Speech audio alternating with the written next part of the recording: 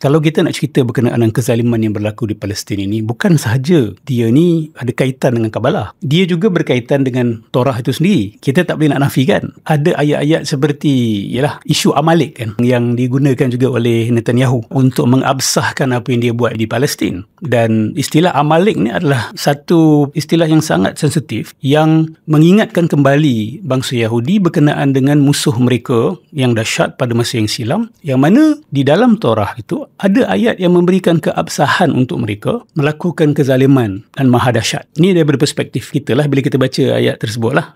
Ini tak payah susah lah, awak Google saja Amalek di dalam Torah, di mana didakwa Tuhan mengizinkan ataupun bahkan memerintahkan kepada Bani Israel pada ketika itu untuk melakukan pembunuhan beramai-ramai, termasuklah binatang, termasuklah kanak-kanak. Jangan biarkan apa pun hidup, termasuk donkeys, termasuk kudanya, termasuk untanya, semuanya mesti dibunuh. Jadi bila Netanyahu mengatakan bahawa orang Palestin ni, Gaza ni atau Hamas ni seperti Amalek, itu adalah seruan jelas kepada genosid.